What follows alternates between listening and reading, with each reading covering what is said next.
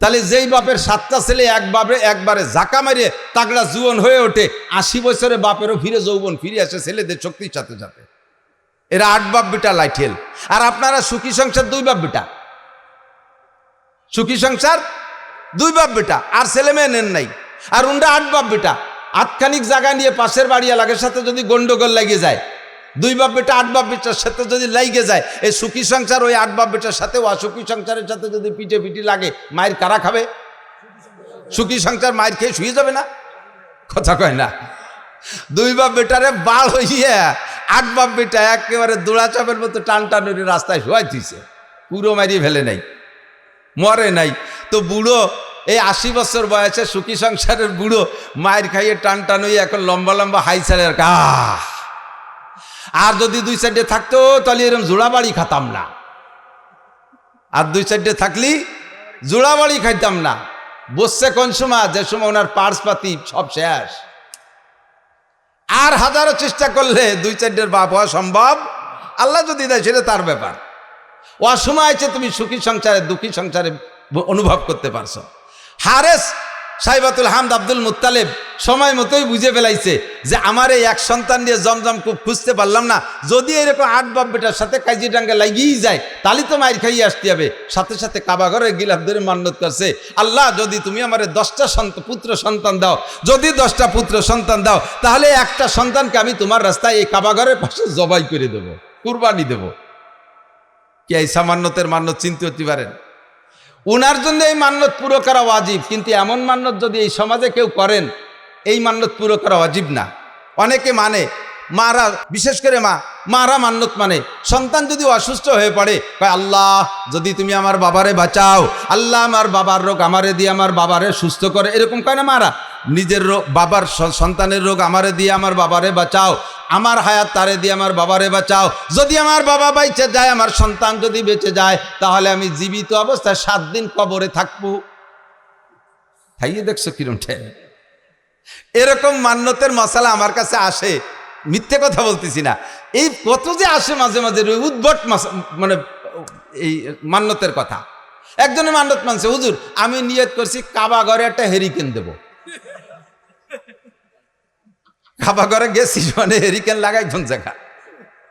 বাঙালি hurricane কাবা ঘরে চলে? এ মান্যত মানছে, জানি কি এরবে? এরকম কঠিন কঠিন প্রশ্ন। 7 দিন কবরে তাজা অবস্থায় থাকবো, থেকে দেখছেন একদিন? আরে মরার পরে একদিন থাকবো কিভাবে, সেই চিন্তায় ঘুম হয় না। মরার পরে কিভাবে কবরে থাকবো একদিন, সেই প্রথম রাতটা নিয়েই চিন্তা। কবরের প্রথম দিন মার রব্বুকা মা দীনুকা আমান হাদার রাজুলুল্লাযী বুইসা ফীকুম, 3টা প্রশ্নের জবাব আমাকে কবরে থেকে দিতে হবে। 3টা প্রশ্ন হবে আমার জন্য, আমার সামনে। এই 3 প্রশ্নের জবাব না দিতে পারলে আমার খবর আছে। ওই রাতটা, ওই দিনটা, প্রথম দিন কবরের ওই সময়টা নিয়ে চিন্তা করে তাই রাতে বিছানায় পিঠ দিয়ে ঘুম আসে না টেনশনে। যারা চিন্তা করে, কথা কন না ঠিক কি ঠিক না? যাদের মধ্যে চিন্তা আছে তারা ভয় পায়। আর তাজা 7 দিন কবরে থাকবা, এইরকম মান্যত যদি কেউ মানে এই মান্যত পুরো করা লাগবে না, তার তওবা করে কিছু সদকা আল্লাহর রাস্তায় দিয়ে দিলে হবে। কিন্তু আব্দুল মুত্তালেবের মান্যত পুরো করা লাগবে, সাইবাতুল হামদের মান্যত পুরো করা লাগবে। 10টা পুত্র সন্তানের দোয়া করেছে আল্লাহর কাছে, আল্লাহ যদি 10টা পুত্র সন্তান দাও, একটাকে আমি তোমার রাস্তায় কুরবানি করে দেব। আল্লাহ টপ টপ করে একের পর এক 10টা পুত্র সন্তান দিয়ে দেছে। জমজম খুব খনন করতে সন্তান লাগবে, এই জন্য 10টা সন্তান চাইছে। কয় বাব্বিটা মিলিয়ে এবার জমজম খুব আবিষ্কার করেও ফেলাইছে। এখন সন্তানরে কুরবানি দাও, কুন্ডারে কুরবানি দেবে। ভাগ্যক্রমে আস্তে আস্তে 10 নম্বর সন্তান আব্দুল্লাহর ভিতরে, ওই সাইবাতুল হামদের মধ্য থেকে এতদিন অন্য কোন সন্তানের ভিতরে প্রকাশ পায় নাই, আব্দুল্লাহর ভিতরে নূরে নবুয়তি চমকাইছে। 10টার ভিতরে এবার যেটা সবচাইতে সুদর্শন চেহারাওয়ালা, তারে কি হাতে ধরে জবাই দিতে মনে কয়? চাইতেছে যে ঘুরে ফিরে অন্য একটারে, যেটা বুসা টুসা একটু কালা টালা আছে, ওর একটারে মারি দিয়েছে, মান্যত পুরো করে। কিন্তু তবুও তো সন্তান, তবুও কোনোভাবে কি আব্বা জবাই দেওয়া সম্ভব? কিন্তু মান্যত করছে, আল্লাহর ওয়ার্ডার পূরণ করতেই হবে। এখন কারে জবাই দেবে কোনো নির্ধারিত করে না যে 8 নম্বর ডানা, 6 নম্বর ডানা, 1 নম্বর ডানা, 10 নম্বর ডা। কাজেই একটারে বের করতে লটারি লাগবে। এবার একের থেকে হারেস থেকে নিয়ে লটারি করা শুরু করছে।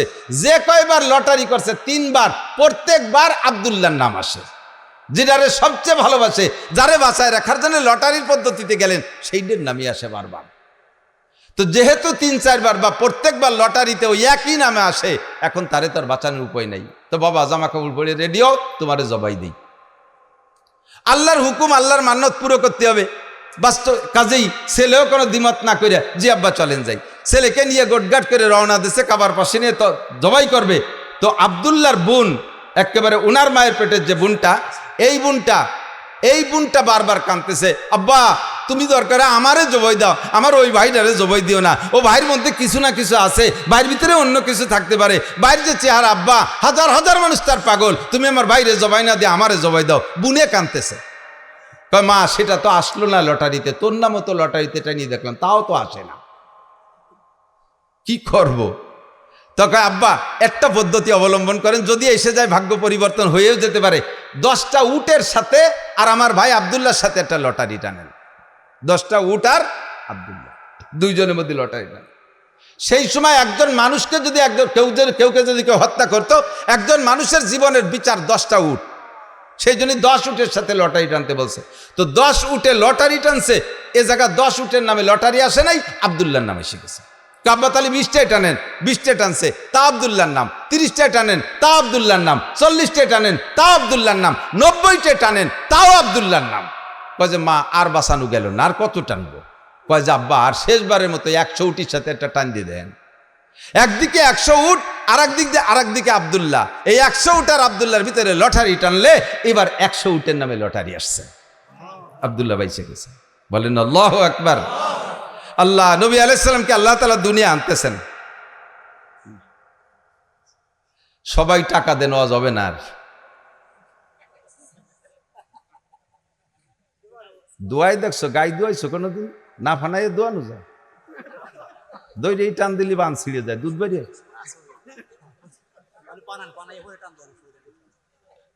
আল্লাহ একটু মিলাদ পড়ি না, মানুষ কয় যে কওমি হুজুররা মিলাদ পড়ে না, তাই মিলাদ পড়া শুরু হচ্ছে, তার মধ্যে এসে বাবা ঠেলি দিয়েছে না বাবাত। আর অল্প একটু পড়িয়ে তারপরে জায়গায় চলে যাবেন ইনশাআল্লাহ।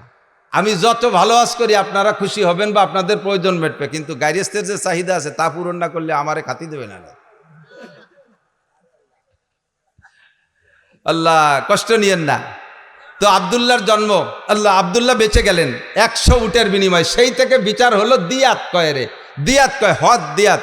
একজন মানুষকে মানুষ মারি ফেললে তার বিচার, তার যদি জান বাঁচাইতে হয় তাহলে 100 উট দিতে হবে, 100 উট বা সমমূল্য টাকা দিতে হবে, তাহলে একজন মানুষের হত্যার বিচার এই উটের সম্পদে অর্থের মাধ্যমে মীমাংসা হয়ে যাবে। সেই থেকে 100 উট জারি হয়ে গেছে। কোরআনের বিচারও এখনো তাই, সে বিচার হুজুরও জারি রাখছে যে একজন মানুষের হত্যার বিচার হবে 100 উট। তো খাজা আব্দুল্লাহ বেঁচে গেলেন। এবার আব্দুল্লাহর ভিতরে নূরে নবুয়তি চমকাইতেছে, যেদিকে যায় সেদিকে মানুষ আব্দুল্লাহর দিকে তাকায় থাকে, যেদিকে যায় সেদিকে নারীরা আব্দুল্লাহর দিকে তাকায় থাকে। এবার এই করতে করতে ধীরে ধীরে আব্দুল্লাহর বয়স হয়ে গেছে, বিয়ের বয়স হয়ে গেছে। আব্দুল্লাহকে বিয়ে দেওয়ার জন্য আব্দুল্লাহর বাপ আরও সবাই মিলে চেষ্টা করতেছে, মাইয়ে খুঁজতেছে। খুঁজতে খুঁজতে আব্দে মুনাফের একটা মেয়েটা বড় রূপসী, মেয়েটির নাম আমেনা। এই রায়বারের মাধ্যমে ঘটকালি করে সেই বাড়ি বিবাহের উদ্দেশ্যে আব্দুল্লাহকে নিয়ে চলতেছে।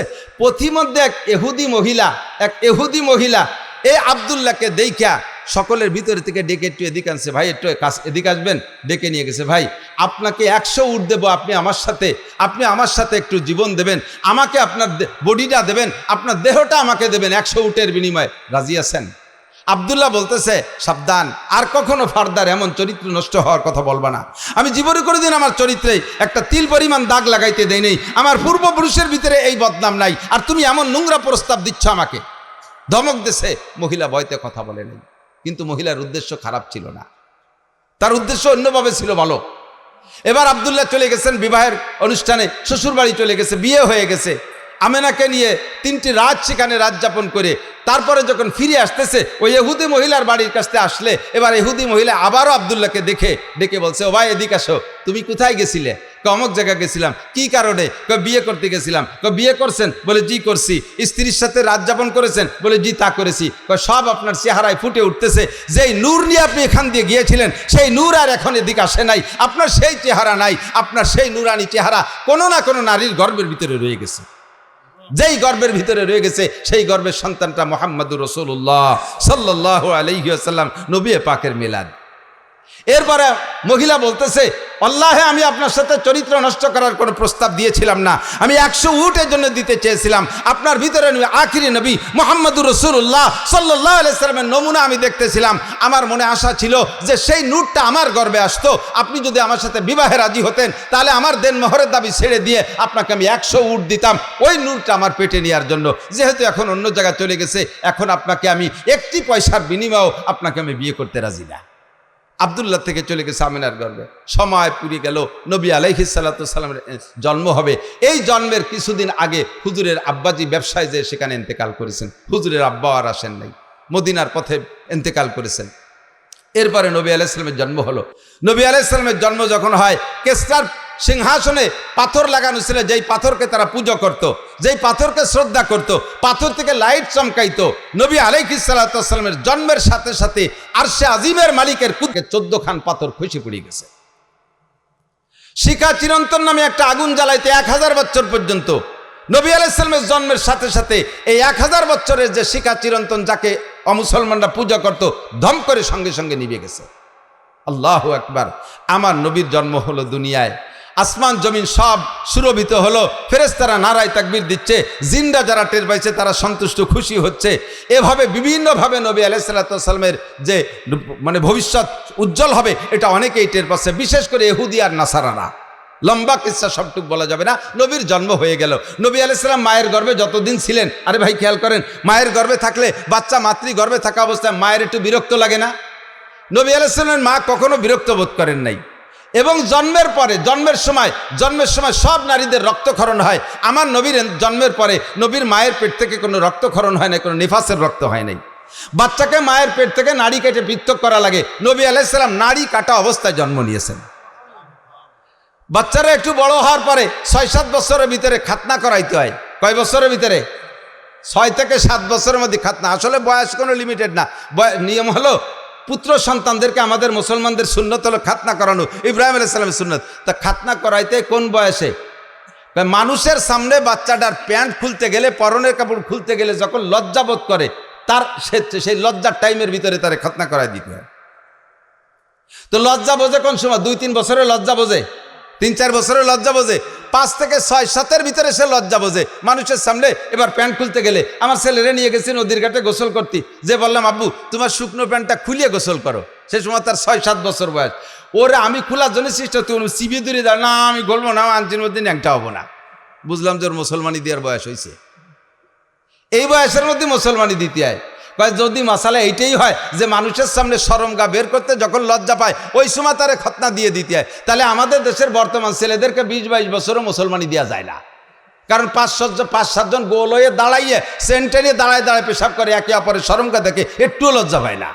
রাস্তার পাশে দাঁড়াইয়ে চেন টাইনি দিয়ে আশাইল বাগান ভিজে দিচ্ছে, সেচ দিয়ে দিচ্ছে, একটুও লজ্জা পায় না। কাজেই তাদের আর মুসলমানির বয়স এখনো পর্যন্ত হয় না, তাই নাকি?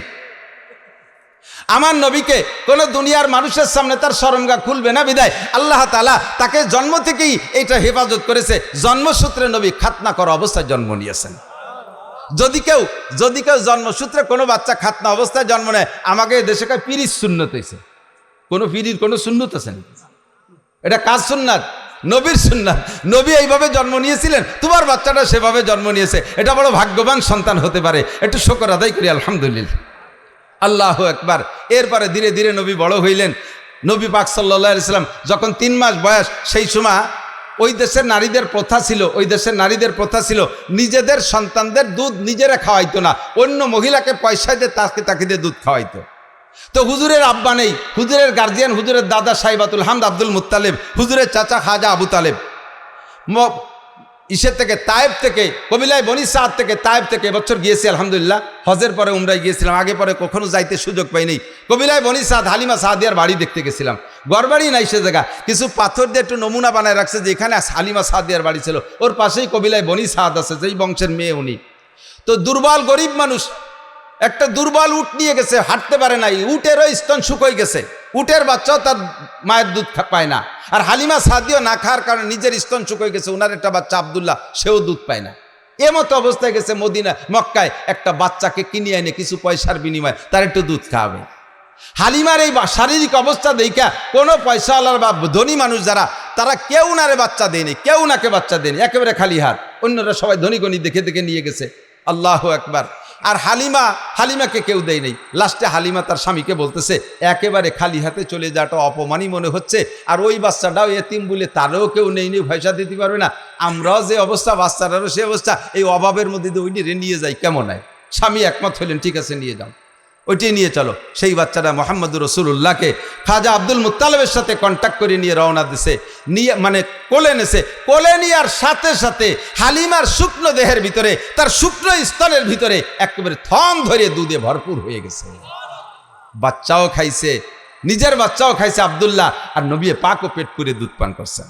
এর আগে 3 রাত পর্যন্ত আব্দুল্লাহ ঘুমায় না দুধের অভাবে। উটের বাচ্চাটা ছটফট করতেছে দুধের অভাবে, উটের স্তনে দুধ নাই। হালিমা দুধ খাইলেই তো তার দুধ হবে। এখন হালিমা দুধ খাবে কোন জায়গা থেকে? সেই শুকনো স্তনওয়ালা উটটার থন সম্পূর্ণ দুধে ভরপুর হয়ে গেছে। উটের বাচ্চাও খাইছে, দোয়াইয়ে উন্ডাও খাইছে, আরামসে ঘুমাইছে। যেই উটটা হাঁটতে শক্তি পায় না, সেই উটের পিঠে সওয়ার হয়ে 3 জনে রওনা দিছে। শক্তিশালী সব উটকে পিছে ফেলাইয়া আমার নবীর উট সবচাইতে আগে চলে গেছে। 3 মাসে বাচ্চাকে নিয়ে চলে গেছে। যখন 2 বছর পুড়িয়ে গেছে, দুধ খাওয়ানোর মেয়াদ শেষ, এরপরে নিয়ে আসছে হালিমা আবার আমেনার কাছে, এনে বলতেছে, মা এই যে আপনার বাচ্চা। তা আমেনা বলতেছেন, বাচ্চাদেরকে মূল আদর্শ সামাজিকতা যদি শিখাইতে হয়, তাহলে মূল আদর্শ আর সামাজিকতা আছে গ্রাম অঞ্চলে। শহরে 12 বেজালি মানুষ, শহরে 12 দেশের মানুষ, এ জায়গায় মূল আদর্শ খুঁজে পাওয়া যায় না। আদর্শ আসল ভাষা গ্রাম অঞ্চলে, মূল আদর্শ গ্রামে। কাজেই বাচ্চাটাকে আরও কয়দিন রাখেন, আরও কিছুদিন রাখলেন। 4 বছর যখন রাখছে, 4 বছরের ভিতরে ফাঁকে একবার আব্দুল্লাহ আর হুজুর 2 জন পাশে এক জায়গায় খেলাধুলা করতে গেছে। হালিমার ঘরের থেকে বেরোইয়া আমি সে জায়গাটাও দেখে আসছি আলহামদুলিল্লাহ। যে জায়গায় হুজুর আলাইহিস সালাম খেলাধুলা করতে গিয়েছিলেন, হঠাৎ করে 2 জন লোক আইসা, জিব্রাইল আর মিকাইল, মানুষের রূপ ধারণ করে, তসতুম মিনাজ যাহাব মুলাবাতুম মিনান নূর মিনাস সালজ, বরফওয়ালা নূরের পানি একটা পাত্রে, স্বর্ণের একটা পাত্রে আইনা রাইখা নবী আলাইহিস সালামকে ধরে চিৎ করে শোয়াইয়া হলকুম থেকে নাভি পর্যন্ত ফেরিয়ে ফেলাইছে। এই ফাড়া দেখা আব্দুল্লাহ দৌড়ে চলে গেছে মার্গ। মা 2 লোক আইসা আমার বাইরে বুক ফেরি ফেলাইছে, আমার বাইরে ফেলাই দিল। হালিমা আর তার স্বামী 2 জন পাগলের মতো দৌড়ে গেছে, যে দেখে যে নবী আলাইহিস সালাম পড়ে আছে। এর ভিতরে কাজ সারি চলে গেছে, অপারেশন হয়ে গেছে। বুক ফাইড়া কলিজা বের করে, হাড় লাঞ্চ বের করে, ওই পানি ঠান্ডা পানির মধ্যে ভিজাইয়া ভালো করে নাড়াচাড়া করে, সুন্দর করে ধুয়ে মুছে পরিষ্কার করে, কলিজার ভিতরে আরেকটা অপারেশন করছে। তার ভিতরে ছোট্ট একটা রক্তের টুকরা ছিল, ওইটারে বের করে ফেলেছে। এইটা হলো নফস। এই রক্তের টুকরাটা নফসকে বের করে দিয়ে পরিষ্কার করে ভিতরে সেট করে দিয়ে বুকটারে ডলা দিছে, সুন্দর করে আগের মতো হয়ে গেছে। হুজুর উঠে চুপ করে বসে আছেন। হালিমা চাও, বাপ কি হয়েছে আব্বু, তোমার কি হয়েছে? তো কাজে আমি তো দেখলাম 2টা লোক আসলেন, এরপরে কি হয়েছে আমি তা কইতে পারি না। দেখে যে বুকের এখানে একটা দাগের মতো আছে। যা বলছে আব্দুল্লাহ তাই। 3 মাসে বাচ্চার ভিতরে কোনো ইনসাফি মিজাজ হতে পারে, কোনো যোগ্যতা হতে পারে? 3 মাসের বাচ্চা বিচার ন্যায় বিচার বোঝে? আল্লাহ পাক রব্বুল আলামিন নবী পাককে জন্মসূত্রে এমন একটা চরিত্র দিয়ে তৈরি করেছেন, যার জন্মের পর থেকে কখনো এই চরিত্রের ভিতরে কেউ তিল পরিমাণ দাগ দেওয়ার সুযোগ নেই। আল্লাহ পাক বলেন, ওয়া ইন্নাকা লাআলা খুলুকিন আযীম, আপনাকে জন্মসূত্রে সর্বোত্তম চরিত্রের অধিকারী করে বানাইছি। জন্মসূত্রে আপনি ন্যায় বিচারক, জন্মসূত্রে আপনি আখলাকি, জন্মসূত্রে আপনি শিষ্টাচারওয়ালা, জন্মসূত্রে সর্বোত্তম চরিত্রের অধিকারী। 3 মাসে বাচ্চা আমেনার ঘরে যাইয়া কখনো আমেনার 2টা স্তনের দুধ খেয়ে সাবাড় করে দেয় নাই। নবী তো ইচ্ছা করলে করতে পারতেন, আমার দাদা টাকা দেবে, আমি কেন একটা দুধ পান করব? 2টা দুধ পেট ভরে খেয়ে থাকলে তার ছেলে খাবে, নইলে খাবে না, আমি তো টাকার বিনিময়ে খাবো। আমার নবী ইনসাফি মিজাজে কখনো হালিমার 2টা স্তন খান নাই, সর্বদা একটা স্তন খেয়েছেন। এবং তা কোন স্তন খেয়েছেন? যতদিন দুধ পান করেছেন ততদিন ডান স্তনের দুধ পান করেছেন, কখনো বাম স্তনে চাটা দেয় নাই। বাম স্তনের দুধ হারাম তা না, কিন্তু নবী পাকদের ডানপন্থী নবী, ডানওয়ালাদের নবী, ডানকে নবী ভালোবাসেন। এর প্রমাণ জন্মের পর থেকে প্রমাণ করানোর জন্য আল্লাহ পাক নবী পাকের স্বভাব দিয়েছে, জীবন ভরে ডান স্তনের দুধ খেয়েছেন, যতদিন দুধ খাইছেন। আর আব্দুল্লাহ বাম পাশেরটা খাইতেন। আল্লাহু আকবার। আমার এই নবীর চরিত্র সম্পর্কে জন্ম থেকে নিয়ে 40 বছর পর্যন্ত যে আখলাক, এই আখলাকের নাম হলো, এই স্বভাবের নাম হলো, আরবিতে কয় আখলাক। এটার নাম কি? আখলাক। আর আখলাক মানে একটু বোঝেন, প্রত্যেকটা মানুষেরই জন্মসূত্রে একটা আখলাক আছে। শুধু মানুষটা, সব প্রাণীরও আছে, প্রত্যেক প্রাণীরও জন্মসূত্রে আখলাক আছে। জন্মসূত্রে যেই স্বভাবটা নিয়ে আসে এর নাম আখলাক। খিলকাত মানে জন্ম, জন্মসূত্রে স্বভাবের নাম হলো আখলাক। যেমন এদিক তাকান, মুরগির বাচ্চা ডিমিতে বেরোয়, মুরগির বাচ্চা ডিমিতে বেরোয় না, ডিমিতে বেরোইয়া ওর দুধ খাতি হবে না খুদ খাতি হবে, এর কোন স্কুলই পড়ানো লাগে? পড়ানো লাগে? সব মুরগির বাচ্চা জন্মের পরে 3 মাস দুধ খায় না, কথা কয় না, কি খায়? খুদ খায়। তো খুদ কিভাবে খাতি হবে ও মুরগির বাচ্চারে কোন কেজি স্কুলিতে শিখিয়ে দিছে? মুরগির বাচ্চার যে খুদ খাইতে হবে এটা তারা কে শিখায়? আল্লাহ শিখায়। বলবেন যে বাড়ির মুরগিতে তার মা আছে, মা শিখাই দেয়। হ্যাঁ, বাড়ির মুরগি তার মা শিখাই দেয় বাচ্চারা এইভাবে খুদ খাইতে হয়। বাড়ির মুরগিতে তার মা বাচ্চারে শিখাই দিল, কিন্তু পোল্ট্রি মুরগির মার নাম কি? তাকে কি মা আছে? কিন্তু তারা খায় কি খায় না? বরঞ্চ এগেছে বেশি খায়। এই খাওয়া শিখাইতেছে কে? যেই আল্লাহ শিখাইতেছে। এইটা হলো জন্মসূত্রে স্বভাবের নাম আখলাক। সব প্রাণী স্তনপায়ী বা প্রাণীরা তারা মায়ের স্তন থেকে দুধ খায়, বুকের ভিতরে নরম একটা বান গেলে চুষা শুরু করে, এটা ঠিক আছে। ছাগলের বাচ্চা জন্মের পরেও মায়ের স্তন মুখে দিলে সে চাটে, কিন্তু চাটার ফাঁকে স্তনে একটা মুখ দিয়ে ধাক্কা দেয়, দেয় কি দেয় না? এই ধাক্কা শিয়ে দিল কিনা? এই যে ধাক্কা দেয় এটা হলো তার আখলাক, এটাই তার স্বভাব। মানুষের বাচ্চা দেখবেন দুধ খায়, এক স্তন মুখে দিয়ে চাটে, ওই বাচ্চাটা মার আর এক দুধের বুটা এরকম নাড়াছাড়া হতে তালে থাকে। ওই বুটা নাড়াছাড়া দিলে ওই বুটার ভিতরে দুধ আসে, এলো পানায়। এটাই সিস্টেম, এটা আখলাক, এটা ওরা শিয়ে দেওয়া লাগে না, ঠিক না? এইরকম আখলাকগত দিক দিয়েও যদি বিবেচনা করেন, তাহলে আমার নবীর আখলাকের চাইতে জগতে আর শ্রেষ্ঠ আখলাক ওলা কেউ হইতে পারে?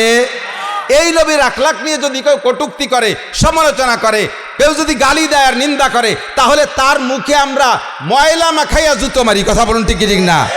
আমার নবীর সম্পর্কে কেউ যদি কথা বলে, একটা ফুলের টোকা মারে, আমার জীবন দিয়ে তার প্রতিবাদ করতে প্রস্তুত যুবক। কথা বলো ঠিক ঠিক না? কখন আমরা এটা সহ্য করতে পারি না। এজন্য আপনাকে আমাকে আল্লাহ পাক রব্বুল আলামিন নবী মদিনায় যাওয়ার পরে মোহাব্বতের সাথে ডাক দিয়ে বলে, ইয়া আইয়ুহাল্লাযীনা আমানু, হে অন্ধ জগতের অটল বিশ্বাসী পাগলরা। কুরআন শরীফের ভিতরে যত আয়াত আছে ইয়া আইয়ুহাল্লাযীনা আমানু, এই আয়াতগুলো মদিনায় নাজিল হয়েছে। এর অর্থ হলো, হে অন্ধ জগতের অটল বিশ্বাসী পাগলরা, তোমরা নবীর সুন্নতের পর আমল না করলেও নবীর মোহাব্বত তোমার অন্তরে আছে। তুমি অন্ধ জগতের অটল বিশ্বাসী পাগল। কোন যুবক যদি মুসলমানের সন্তান যদি নামাজ নাও পড়ে, এমন কোন যুবক যদি মুসলমানের সন্তান নামাজ নাও পড়ে, রোজা নাও রাখে, টুপি জীবনে পরে নাই, দাড়ি জীবনে রাখে নাই, কোনোদিন সুন্নতে পোশাক পরে নাই, যে কোনোদিন ঢিলাকুলুক ব্যবহার করে নাই, একবারও জীবনে মেশাক মুখে দেয় নাই, কোনোদিন দস্তারখান বিছিয়ে খানা খায় নাই, সুন্নত নামাজ তো দূরের কথা ফরজ নামাজও পড়ে না, রমজান মাসে রোজা রাখে না, মুসলমানের সন্তান নাম তার জামাল উদ্দিন, বাপের নাম কামাল উদ্দিন। এই মুসলমানের সন্তানের সামনে যদি আল্লাহর নবী রেখেও গালি দেয় মুসলমান যুবক, বলো তাহলে তোমার জীবনের শেষ বিন্দু রক্ত দিয়ে প্রতিশোধ নিবা কি নিবা না? নবীকে দেখি নাই, মোহাব্বত আমার অন্তরে আছে, যদিও নফসের ধোঁকায় পড়ে শয়তানের প্রেমে পড়ে আমি সুন্নতের আমল করতে পারি না। তবে মুসলমান যুবক ভালো করে মনে রাখো, দুনিয়ায় তুমি কার কাছ থেকে আদর্শ শিখবা? এমন একটা মানুষ আল্লাহ দুনিয়ায় পাঠায় নাই যে একটা মানুষের গোটা জীবনের ভিতরে 800 কোটি 1000 কোটি মানুষের সমস্ত মানুষের চলার সংবিধান একজন মানুষ থেকে সম্পূর্ণ আসছে, এমন একজন মানুষ পাবেন না। রবি ঠাকুর বড় পণ্ডিত ছিল, অনেক পাণ্ডিত্যপূর্ণ কথা বলছে, তবে তার একার পাণ্ডিত্য দিয়ে কোনো দেশের সংবিধান তৈরি হতে পারে না। কাজী নজরুল পণ্ডিত মানুষ ছিল, তার পাণ্ডিত্য দিয়ে গোটা বিশ্ব চলতে পারে না। আরও যত বড় বড় বিজ্ঞানী চলে গেছে, একজনের পাণ্ডিত্য আর তার নীতি কথা দিয়া সারা দুনিয়ার মানুষ চলতে পারে না। কিন্তু আল্লাহ একটা মানুষই বানাইছে, যে একটা মানুষের গোটা জীবনের জন্ম থেকে মৃত্যু পর্যন্ত 63 বছরের হায়াতকে যদি কেউ স্মরণ করে, তাহলে 800 কোটি না 8 লক্ষ কোটি মানুষও যদি আসে, তাও ওই একটা মানুষের ভিতরে, একটা মানুষের থেকে সমস্ত মানুষের চলার পাথও সংগ্রহ করতে পারে কি পারে না? সারা দুনিয়ার সমস্ত মানুষের আদর্শ একটা মানুষের ভিতরে। আমার নবীর আদর্শ লক্ষ্য করেন, এদিক তাকান। নবী পাক মানুষকে সালাম দিয়ে সাক্ষাৎ করতেন। কতক্ষণ কি দিয়ে? আর এই ইদানিংকালে এ কবেতে শুরু হয়েছে আমি তা কইতে পারি না। জেনারেল সংবর্ধনা, জেনারেল মানে ডিপার্টমেন্টে যারা আছে, সুন্নত বাদ দিয়ে যারা অন্য জাতি আছে, তারা সম্মান প্রদর্শন বা সাক্ষাতের সূচনাটা কি দিয়ে করে? 1 চড় 1 লাথি। সেনাবাহিনীতে দেখেন নাই, হলিন্দে দাঁড়াইছে, অফিসার যখন আসে তখন কি করে? চড় দেখাই দিছে, দিতে পারলাম না, দেহে রেখেন। এরপরে দুম করে একটা লাথি মারে, কই লাথিটাও দিতে চাইছিলাম তা পারলাম না, এই জন্য মাটিতে দিলাম। 1 লাথিতে সম্মান প্রদর্শন, সাক্ষাৎ, এটা কোন আদর্শ হতে পারে? আমার নবীর আদর্শ আফসুস সালাম, সাক্ষাৎ হবে কি দিয়া? জোরে বলেন কি দিয়া? আরে কন্যা কি দিয়া? সালাম হবে, ক্লিয়ার সালাম। বলেন আসসালামু আলাইকুম ওয়া রাহমাতুল্লাহি ওয়া বারাকাতুহু। আমার নবী সালাম দিয়ে, কি সুন্দর কথা না? আপনিও উত্তর দিচ্ছেন ওয়া আলাইকুম আসসালাম ওয়া রাহমাতুল্লাহি ওয়া বারাকাতুহু। সেম একই কথা, একটু উল্টোভাবে বলছেন, তর্জমাই একই। আপনার উপরে আল্লাহর পক্ষ থেকে শান্তি, রহমত আর বরকত নাজিল হোক। বলেন না সুবহানাল্লাহ। আমিও বলছি, আপনিও বলছেন। হুজুর বলেন আফসুস সালাম, বাপে ছেলেরে সালাম দাও, স্বামী স্ত্রীকে সালাম দাও, স্ত্রী স্বামীকে সালাম দাও, সন্তানরা আব্বারে সালাম দাও, দাদাই নাতিরে সালাম দাও, নানাই নাতিরে সালাম দাও, উস্তাদ ছাত্ররে সালাম দাও, ছাত্র উস্তাদরে সালাম দাও, চাচাই ভাতিজাকে সালাম দাও, সবাই সালামের প্রচলন দাও, তার মানে দোয়ার প্রচলন দাও। এত মানুষ যদি একে অপরকে দোয়া করে, আসমান থেকে রহমত আর বরকত নাজিল হইতে বাধ্য। পদ্ধতিরা কত সুন্দর না? এরপরে আসেন একটু সাক্ষাতের, একটু মুসাফা করেন, হাতে হাত মিলিয়ে সুন্দর করে একটা জাকি দেন। আমার নবীর আদর্শ, হাতে হাত দিয়ে মুসাফা করে হাতে জাকি দিলে নবী বলেন হাতের থেকে সমস্ত সগীরা গুনাহ ঝরে পড়ে যায়। জাকিটা মাইপি চুপিয়ে দেবেন, আবার বেকায়দা জাকি দেবেন না। তাগলা 7 ফুটে জুয়ন একটা আমার মতো দুর্বল মৌলবীরে যদি হাত ধরে খোট টান দেয়, তাহলে গোড়াইতে খুলিয়ে যাবে না? এ সিস্টেম না। হালকা করে এমন জোরে দেবেন না যে হাতের আঙ্গুলগুলো কড়কড় করে ভেঙে যায়। সুন্দর করে ভদ্রতার সাথে। আবার অনেকে মুসাফা করে এরকম আঙ্গুলির মাথায় দিয়ে, এটা মুসাফা হয়নি। দুইজনের বৃদ্ধাঙ্গুলের গোড়া এক জায়গায় মিশে যাবে, এভাবে সুন্দর করে হালকা করে একটু মৃদু চাপও দেবেন, হালকা একটা জাকি দেবেন মোহাব্বতের সাথে। সবচেয়ে সুন্দর 2 হাত দিয়ে করা, আপনারও 2 হাত, তারও 2 হাত। আর করোনার পরে তো মুসাফা হয়ে গেছে বক্সিন, দেখছেন না? বক্সিন দিয়ে মুসাফা হয়। বক্সিন হাতে না দিয়ে না হে দেওয়া উচিত। হাতের মধ্যে করোনা ঢুকছে, শয়তানি যত আইসে গেল না কয়ে পারি না। করোনার সময় সোয়াইসে বানাইছে করোনারে, একজনের সাথে একজন কথা বলতে গেলে দূরত্ব বজায় রাখতে হবে। মুখের শ্বাস আর একজনের মুখের ভিতরে চলে গেলে তার ভিতর দিয়ে নাকি করোনা চলে যায়। আল্লাহর রহমতে করোনার বছর প্রত্যেক দিন আমাদের মাহফিল ছিল, একই মাইকে 5-6 জন বক্তা আমরা ওয়াজ করে গেছি। আমি কথা বলতেছি, হালকা হালকা থুকও ছিটতেছে, ওর মধ্যে যাচ্ছে, শ্বাস যাচ্ছে। আমার পরে আর একজন আসতেছে, প্রায় 500 বক্তার সাথে করোনা সিজনে ওয়াজ করলাম, এর একজনের কি করোনা ছিল না? তো ওর মধ্যে তো আমার নাহের মধ্যে করোনা গেল না। এত করোনা আসে কোন জায়গাতে? সম্পূর্ণ মিথ্যে কথা। স্কুল কলেজ ইউনিভার্সিটি সব বন্ধ করে দিয়েছিল, কেজি কিন্ডারগার্টেন সব বন্ধ, আমাদের মাদ্রাসাগুলো খোলা ছিল। আর মাদ্রাসা খোলা থাকার কারণে কেজি স্কুল প্রাইমারি বন্ধ হওয়ার কারণে ওই সময় ওরা তো যাইতে পারতেছে না, পুলাপান ঠেলিয়ে সব মাদ্রাসায় দিছে। বাড়ি থাকে স্কুলে 5-6 ঘন্টা থাকে, মা বাপ কিছুক্ষণ বিরত থাকে। আর স্কুল বন্ধ, সব বাড়ি থেকে আটা আদাও চানাচুর খাবো, আব্বা আটা আদাও মামা খাবো, আম্মা আটা আদাও বড় মামা খাবো, নানা খাবো দাদা খাবো। এই খাতি খাতি মার আসল সব, বাপের পকেট শেষ। দায় ঠিক কয় দেহ দিয়ে আশেপাশে মাদ্রাসা খোলা আছে নাকি, এ তোর বাড়ি রেখে টিকতে পারতেছি না। দাইয়ে পেয়ে সে মাদ্রাসায় দিয়েছে, মাদ্রাসা ওভারলোড হয়ে গেছে, মাদ্রাসার ঘরের জায়গা কম, ছাত্র বেশি, সুতি দেবো কোন জায়গায়, কিভাবে রাখবো? ইলিশ পাইলিং জেলখানার মতো ক্যাসিং দিয়ে ঠ্যাঙের মধ্যে পা উড়ি দিয়ে একটার সাথে একটা মিশাই কাজ করে ঠাইসে পাড়াইয়ে গাদায় ছোঁয়াই তুইছি, একটা নাকের নিঃশ্বাস বেরোইয়া আর একটা নাক দিয়ে ডুয়ে পিছন দিয়ে বার হয়ে গেছে, তবু আল্লাহর রহমতে করোনা হয়নি। কতক্ষণ ঠিক না? বয়তে যারা ডবল মাছ ছুসি পড়ছো তারাই করোনায় মরছো। ইসলাম, আল্লাহ নবী বলেন ইসলামের মধ্যে সোয়াইছে বলতে কিছু নাই, ইসলামের মধ্যে লক্ষণ বলতে কিছুই নাই। সোয়াইছেও নাই, লক্ষণও নাই। রাতের বেলা লক্ষণ রে ভয় পায়, রাতের বেলা বুতুম পাখি ডাকে, আদওয়া হাম এরেকা হাম বুম, বুতুম পাখি ডাকলে ওই আরবে প্রথা ছিল, বিল্ডিংয়ের ঘরের উপরে ছাদের উপরে কুক কুক করে ডাকলে কার জন্য আগাফাদা হইবে না, রোগ ব্যাধি হবে, কই জন্য এরকম। এখনো গ্রামাঞ্চলে তো এই প্রথা চালু আছে, আদৌ বিশ্বাস করবেন না। সে ডাকতেছে রাতের বেলা, সে জিকির করে, কুক করে জিকির করে। আর আপনি যদি কন যে ও রোগ ব্যাধি ডাকি আনতেছে, তো জিকির করবে কি? আপনি তো না হেতেল যে ঘুমাইছেন, ও তো একটু জিকির করে। তাও যদি আপনার রোগ আনে তাহলে আনলি আনো।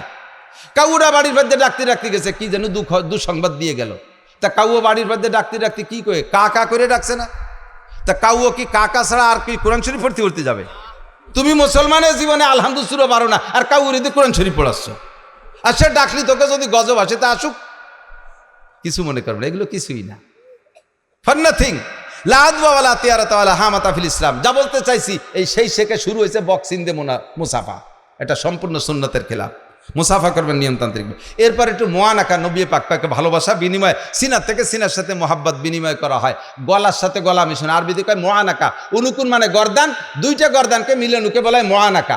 এটা হবে সিস্টেম। প্রত্যেকের ডাইন পাশে একবার, প্রত্যেকের ডাইন পাশে আবার মুখস্থ করেন। মোয়ানাকা কয়বার? কুলাকুলি কয়বার? প্রত্যেকের ডাইন পাশে। আপনিও ডাইন আনবেন, আমিও ডাইন আনবো, তাহলে এক পাশ হবে, তিন পাশ না। এক পাশে গলা মিশিয়ে দেবেন, সুন্নাত। গলা মিশেবেন, পেট না। বুড়ি এত বড়, গলা মিশানো কত কঠিন না? পেটে পেটে দুই ঘষায় দিয়েছিল, এটা সুন্নতই নেই। মোয়ানাকা কুলাকুলি, স্বামীতে স্ত্রীর সাথে কুলাকুলি করবে, স্ত্রী স্বামীর সাথে করবে, তাই বলে কোনো দুলোভাই শালির সাথে মোয়ানাকা করবে না, কুলাকুলি করবে না। ও জায়গা কুলাকুলি করলে কবিরা গুনাহ, জিনার গুনাহ। কথা বলুন ঠিক ঠিক না? স্বামী স্ত্রী কুলাকুলি করবেন। স্বামী স্ত্রী যখন কুলাকুলিতে গলা মিশেবেন, আল্লাহ ফেরেশতাদেরকে বলে, দায়িত্বশীল ফেরেশতাদেরকে, ওই দুডেরে নূরের পর্দায় দিয়ে ঘিরে দাও, ঘিরে দিয়ে তোমরা আর একদিক ফিরে চেয়ে থাকবো, ওদেরকে দিয়ে ফিরবা না। ওরা ওই অবস্থায় সারা রাত যা করুক, ওকে আমল নামায় নফল নামাজ লিখতে থাকো। বলেন না সুবহানাল্লাহ? নবী পাকের আদর্শ সব জায়গায় সুন্দর না অসুন্দর? আমার এক হিন্দু ভক্ত আছে, অনেক হিন্দু ভক্ত আছে। ওই হিন্দু ভক্তরে কইলাম, আমাদের ইসলাম তো সব জায়গা আছে, আমি একটা কয়ে দিতে পারি, যেখানে হাত দেবো সেই জায়গায় ইসলাম। সব জায়গায় দোয়া কালাম আছে না নাই? স্বামী স্ত্রী মিলনের আগেও দোয়া আছে না নাই? আল্লাহুম্মা জান্নিবনা শায়াতিন ওয়া জান্নিবিশ শায়াতিনা ফীমা রাযাকতানা। এসে গেলে একটু বলে যাই, মানুষের যখন স্বামী স্ত্রী মিলনে যায়, তখন চরিত্রহীন শয়তান ওই পুরুষের সাথে ওই একসাথেই মিলনে শরিক হয়ে যায়। তখন পুরুষের বীর্যই গর্ভধারণ করবে, কিন্তু শয়তান বা জিন যদি একসাথে করে, তাহলে ওইটার সাথে ওই শয়তানের কিছু আসর থাকার কারণে ওই বাচ্চাগুলো রক চড়া হয়, মিজাজি হয়, একটু উগ্রপন্থী হয়। যেহেতু শয়তান তো গরম আগুনের তৈরি, তার কিছু প্রভাব ওর ভিতরে চলে আসে। এই শয়তানের হাত থেকে আপনার সন্তানকে পবিত্র রাখার জন্য নবী পাক দোয়া শিখে দিয়েছে। দোয়া পড়বা, আল্লাহুম্মা জান্নিবনা শায়াতিন ওয়া জান্নিবিশ শায়াতিনা ফীমা রাযাকতানা। আল্লাহ, শয়তানের হাত থেকে আমাকে বাঁচাও, আর আমার যে সন্তান তুমি দিবা, এরও শয়তানের হাত থেকে বাঁচাও। এমন একটা মুহূর্ত দোয়া। বাথরুমে ঢোকার সময় আমাদের নিয়ম আছে না নাই? এগুলো সব নবীর আখলাক। আল্লাহ নিজেই বলেছেন, লাকাদ কানা লাকুম ফি রাসূলিল্লাহি উসওয়াতুন হাসানা। আমার রাসূলুল্লাহর ভিতরে গোটা মানব জাতির উত্তম আদর্শ রয়েছে। বাথরুমে যাওয়ার সময় নবীর আদর্শ, বাথরুমে বসার সময় নবীর আদর্শ, বাথরুম শেষ করার ভিতরে নবীর আদর্শ আছে না নাই? বাইরে থাকতে একটা দোয়া, বাম পায়ে দিয়ে বাথরুমে ঢোকা, এগুলো সব সুন্নাত। আমল করলে 100 করে শহীদের সওয়াব। বলেন না সুবহানাল্লাহ? বাথরুমের মধ্যে ঢুকে কিভাবে বসবেন? বাম পায়ের উপরে ভর দিয়ে বসবেন। বাথরুমের ভিতরে যেহেতু একা একা, ও জায়গা তার সাথে কেউ নেই, লুঙ্গিটারে খুলে উপরে কোনো জায়গা বাঁধানোর দরকার হলে বাঁধায় ধুয়ে একটা বিড়ি নিয়ে সুন্দর করে বসবেন। পায়খানার দুমো আর বিড়ির দুমো দিয়ে একসাথে গেলবেন। নবীর সুন্নত না এটা? আর এই সুন্নতের বার আমল করলে আছে না নাই? পায়খানার মধ্যে 8 দিন বিড়ির ভাষা কোন হুজুর নিয়ে থুয়েছে?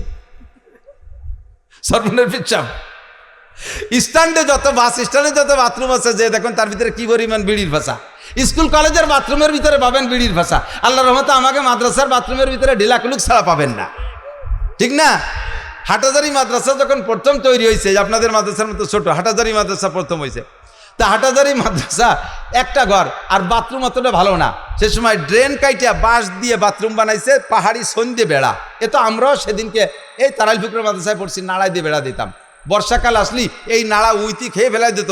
এক পায়খানায় বসলি 3 পায়খানার মধ্যে আর কেউ বসার কায়দা ছিল না, একটা দিয়ে 3-4 দেওয়া যাইত। এখন ওই বাথরুমের সংখ্যা কম, ছাত্র হয়ে গেছে বেশি। হাটহাজারী মাদ্রাসা, হাটহাজারী মাদ্রাসার ছাত্ররা ফজরের সময় যখন বেশি ভিড় হয়ে যায়, একসাথে চাপ পড়ে, তখন বাথরুম জায়গা না পেয়ে আশেপাশে জমিতে যে বসে পড়ে। পাশের এক জমি লাল করে ফেলাইছে রাগিয়া, সার লাগবে না বুনে দিছে। কৃষক ওই জমিওয়ালা চাষ দিতে আইছে, গরু নিয়ে হাল্লাগোল জুড়ি, ওর মধ্যে নামতে পাও দিয়ে জায়গা পাচ্ছে না। এখন আইসা হুজুরির কাছে গরু ওই জায়গায় দাঁড় করে তুই হুজুরে বলতে, হুজুর আইসে দেন আমার জমি কানে একটু শৈশে দিয়ে যান। কিভাবে নামবো? হুজুর আইসে সত্যি বেকায়দা। হুজুর বলেন যে তো ঘটনা কি, তো তুমি আমাকে পর খেপছো কে? সব আপনার হুজুররা পায়খানা করছে। হুজুর কয়, পায়খানার গায়ে কি হুজুর লেখা আছে?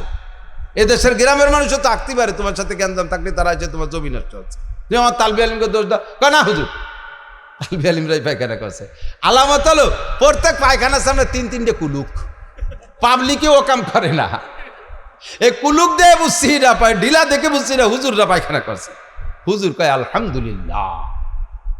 উনি কয় এটা হুজুররা পায়খানা করছে, 3 দিন কুলুক দেখে চিনছি। হুজুর শুনে খুশি দিয়ে কয় আলহামদুলিল্লাহ। আমার বুই বইরে পায়খানা করলে আপনি খুশি হলেন? বাজারে পাগল, তোর পায়খানা সব আমি সাফ করে দেবো, লাস্টে জমি আমি চষে দেবো। আমি যে উদ্দেশ্যে মাদ্রাসা করছি সেই উদ্দেশ্যের একটা বাস্তবায়ন ওখানে হয়েছে। নবীর সুন্নতের পাবন্দি করে, আমার তালবে আলিমকে ঢিলাকুলুকের প্রশিক্ষণ দিছি। তারা যে ঢিলাকুলুক করে, আলেম তালবে আলিম তো ওরকমই হতে হবে, তার পায়খানায় দেখে দিঘা বোঝা যায় যে এটা হুজুরির পায়খানা। হুজুর তো এইরকমই হতে হবে, মাদ্রাসা বলে এরমই পড়তে হবে, যারা দেখলি বোঝা যায়, পায়খানা দেখলে বোঝা যায় যে হুজুরির পায়খানা। তা আমার তালবে আলিমদের পায়খানা দেখে যখন বুঝে ফেলাইছিস এটা হুজুরির পায়খানা, ঢিলা আছে, এটা আমার শকরের বিষয়। আমি যে উদ্দেশ্যে মাদ্রাসা করছি সেটা আমার পূর্ণ হয়ে গেছে, এজন্যই শকর আদায় করি আলহামদুলিল্লাহ। তোর পায়খানা সব আমি সাফ করে দেবো, আমি চষে দেবো, চিনতে পারিস না। ভদ্রলোক কয়, হুজুর আমার বুইও চষা লাগবে না, আমার এই বুইরও দরকার নাই, ও জমি আপনারে দান করে দিলাম মাদ্রাসায়। আল্লাহু আকবার। বুজুরগানে দিনের প্রত্যেক কথার ভিতরে আল্লাহ তাআলা বরকত রেখেছে, কথা বলুন ঠিক না? লাকাদ কানা লাকুম ফি রাসূলিল্লাহি উসওয়াতুন হাসানা। বাথরুমের ভিতরে যাইয়া বিড়ি খাবেন না, কুত্তয়ও গিন্না রে। মানুষে দাঁড়ায় দাঁড়ায় পেশাব করে আর বিড়ি খায়, পায়খানায় বসে বিড়ি খায়, বিড়ি খায়, খায় কি খায় না? কুত্তয় আল্লাহরে কয় যে আল্লাহ তুমি যে বলো মানুষ বলে আশরাফুল মখলুকাত, আমরা কুত্তরা বড় নিকৃষ্ট, আমার বংশ কুত্তর বংশের ভিতরে একটা কুত্তরে তুমি দেখাতেই পারবা যে খাতি বসে আগে আর আঁকতি বসে খায়? আমরা ও জায়গা আদর্শ বুঝি, খাওয়ার সময় আগা যায় না, আগার সময় খাওয়া যায় না, আমরা ও জায়গা ভাগ করে ফেলি। আরে আশরাফুল মখলুকাত যাদের পর কোরআন নাজিল হয়েছে, যাদের উস্তাদ মুহাম্মদুর রাসূলুল্লাহ সাল্লাল্লাহু আলাইহি সাল্লাম, যাদের উস্তাদ 2.5 থেকে 3 লক্ষ নবী রাসূল, তারা কি আদর্শ শিখলো? পায়খানায় বসে খায়, পেশাব করতে বসে খায়, আর বিড়ি খায়, সিগারেট খায়। এরা বলো মানুষের চাইতে ভালো না মন্দ? আল্লাহ কয় তারা মানুষের চাইতে, মানে কুত্তর চাইতে এই মানুষগুলো খারাপ। উলাইকা কাল আনাম বাল হুম আদাল্লু উলাইকা হুমুল গাফিলুন। এই জাতীয় মানুষগুলো চতুষ্পদ জন্তুর চাইতে খারাপ। পশুর যে বুদ্ধি আছে সে বুদ্ধিটুকু তার নাই, কথা বলুন ঠিক কি ঠিক না? আমার নবীর আদর্শ সব জায়গায় আছে না নাই? খানা খাইতে বসবেন কোন হাত দিয়ে খানা খাবেন? ডান হাত দিয়ে। দোয়া আছে না নাই? বাথরুমের ভিতরে বসবেন, ওই জায়গায় একটু সারিয়ে আসি, 3টা ডিলা ব্যবহার করবেন, 3টা ডিলা বাথরুমে। প্রথম ডিলাটা পুরুষটা সামনে থেকে পিছনের দিক, দ্বিতীয়টা পিছন থেকে সামনে দিক, তৃতীয়টা সামনে থেকে পিছনের দিক। নারীরা 12 মাস কাল, পুরুষরা গরমকালে এই নিয়ম, শীতকালে তার উল্টো নিয়ম। শীতকালে শরীরটা তো ক্লোজ হয়ে আসে, এই জন্য শীতকালে প্রথম ডিলাটা পিছন থেকে সামনের দিক, দ্বিতীয়টা সামনে থেকে পিছনের দিক। আর নারীরা 12 মাস কাল, প্রথমটা সামনে থেকে পিছনের দিক, দ্বিতীয়টা পিছন থেকে সামনে, তৃতীয়টা সামনে থেকে পিছনে। নবী সব জায়গায় আদর্শ শিখিয়ে দিয়েছে। ইহুদিরা আব্দুল্লাহ ইবনে সালাম রাদিয়াল্লাহু তাআলা যখন মুসলমান হয়েছে, আরে এদিকে আসেন, আব্দুল্লাহ ইবনে সালাম রাদিয়াল্লাহু তাআলা যখন মুসলমান হয়েছে, উনি ইহুদিদের বড় আলেম ছিল। তো ইহুদির উনার বক্তবৃন্দ যারা ছিল তারা আব্দুল্লাহ ইবনে সালামকে বলতেছে, আব্দুল্লাহ তোমারে সুহি খাতি ভূতি কিলে, আমাকে পিসাব ছিলে, তোমারে জম্মের হাদিয়া তোফা কত কিছু দিছি, আজকে তুমি মুহাম্মাদের ভক্ত হয়ে গেলে, খয়রাইতে নবীর ভিক্ষুক নবীর ভক্ত হয়ে গেলে, তোমার নবী কত বড়, আর এই ছোট নবীর মুরিদ হয়ে গেলে। আব্দুল্লাহ ইবনে সালাম কয়, আমার নবী এই নবী মুহাম্মদ নবী যে ছোট, তার আলামত কি? কয় যে কি শিয়ে ইলি বিশ্ব নবী বলি, এত বড় নবী, এত বড় নবী, এত বড়, সে মানুষে ডিলাকুলুক শিয়ে বগল সাফ করতে হবে, নোয়াক কাটতে হবে, নাহের লোনটাই নিয়ে উঠতে হবে, এটা বড় মানুষের কথা হলে তো ভোলাবানের কথা। আব্দুল্লাহ ইবনে সালাম বলেন, আমার নবী বড় নবী, আমার নবী বড় নবী, সব দিক দিয়ে বড়। আল্লাহর আরশ বড়, মুসা নবী বলছে তোরা শুনছিস দেখে নাই, আল্লাহর আরশ বড়, আমার নবী সচক্ষে দেখে আসছে, কথা বলুন ঠিক ঠিক না? জান্নাত বড়, মুসা নবী শুনিয়ে বলছে, দেখে বলে নাই, আমার নবী জান্নাত বড় দেখে আসছে। জাহান্নাম বড়, মুসা নবী শুনিয়ে বলছে, তাই তোরা জানিস, আমার নবী জাহান্নাম দেখে আসছে। 7টা আসমান অনেক বড়, মুসা নবী জিবরাইলের কাছ থেকে শুনে বলছে, তাই তোরা বলিস, আমার নবী 7টা আসমান একে একে দেখে আসছে। সিদরাতুল মুনতাহা অনেক বড়, মুসা নবী জিবরাইলের কাছ থেকে শুনে বলছে, তাই তোরা বলিস, আমার নবী সিদরাতুল মুনতাহা দেখে আসছে। যত বড় তাও আমার নবী বলে, যত ছোট তাও বলে। আর নবী মুসলিল ওয়ালিদিহি ওয়ালাদিহি, নবী হলেন সন্তানের জন্য আব্বার মতো। ইউআল্লিমুনা কুল্লা শাই, আব্বা যেমন সন্তানকে সব কিছু শিখায়, আমাদের নবীও সব কিছু শিখায়। হাত্তাল খেরা, এমনকি আমাদের পায়খানায় বসতে হবে কীভাবে তাও শিখায়, ডিলা কুলুক ধরতে হবে তাও কীভাবে তাও শিখায়, কথা বলুন ঠিকই ঠিক না? আরে ভাই, পীর সাহেবের কাছে মুরিদ হয়েছেন 19 বছর, পীর সাহেবের কাছে মুরিদ হয়েছেন 19 বছর, খালি বছরে 2 বার যান আর আসেন আর খান আর পিকনিক করে এটি চলে আসেন, আসার সময় কম্বল টম্বল রুমাল টুমাল কিছু পাগড়ি পুগড়ি কিনে নিয়ে আসেন। বাকি পীর সাহেব 19 বছরে আপনার 19টা নামাজ ভাঙ্গার কারণ শিখাই নাই, 13টা নামাজের ফরজ শিখাই নাই, 14টা নামাজের ওয়াজিব শিখাই নাই, 28টা নামাজের সুন্নতে মুআক্কাদা তা আপনারা শিখাই নাই, অজুর ফরজ 4টি, গোসলের ফরজ 3টি, তায়াম্মুমের ফরজ 3টি শিখাই নাই, অজু ভাঙ্গার কারণ 7টা তা আপনারা শিখাই নাই। আল্লাহু আকবার। নবী আলা প্রশিক্ষণ দাওয়াত ও তবলিগের মধ্যে আছে, মাত্র 3 দিন 5 দিন 7 দিন 10 দিন একটা চিল্লা লাগাইলে তবলিগের ভিতরে নবী আলাইহিস সালাম যেমন সাহাবা ইকরামদেরকে হাতে ধরে এগুলো শিক্ষা দিয়েছে, তবলিগের মধ্যে এগুলো শিক্ষা আছে না নাই? একটু জোরে বলেন আছে না নাই? আপনি আমলিগ করেন, বিএনপি করেন, জামাত করেন, জাতীয় পার্টি করেন, এটা আপনার রাজনৈতিক ফাংশন, সে জায়গায় আমি হাত দিচ্ছি না। বাকি তবলিগের ভিতরে এরকম হাতে ধরে শিক্ষা আছে না নাই? এটা নবীওয়ালা শিক্ষা। লাকাদ কানা লাকুম ফি রাসূলিল্লাহি উসওয়াতুন হাসানাহ। নবী পাক মক্কায় ছিলেন, হযরত দারে আরকাম রাদিয়াল্লাহু তাআলা আনহুর বাড়ি মাদ্রাসা ছিল। ওই জায়গা 40-42 জন সাহাবাকে নিয়ে হুজুর পড়াইতেন। এই দারে আরকামে থাকা অবস্থা হযরত ওমর রাদিয়াল্লাহু তাআলা ইসলাম গ্রহণ করছে। মক্কা থেকে মদিনায় হিজরত করে যাওয়ার পরে হুজুরের মাদ্রাসা ছিল মসজিদে নববী। মাদ্রাসার নাম কি? আল্লাহু আকবার। উম্মত কত বড় চালাক! যখন শুনছে মাদ্রাসার নাম, আর আগে তো একটু কালেকশনে সোয়াই দিয়ে থুইছি, টের পাইছে আর মনে মাদ্রাসার দিকে চলে যাবে। কাজেই চল ওয়াজ শেষ, ওয়াজ তো আগেই সামনেই রয়েছে, মাঝে এইটুকু এসে গেছে, তাই বলি এটা নবীর আখলাক না? একটু বলেন, আদর্শ মানুষ আহা খেয়াল করে না, আহা খেয়াল করে না, আমার দিক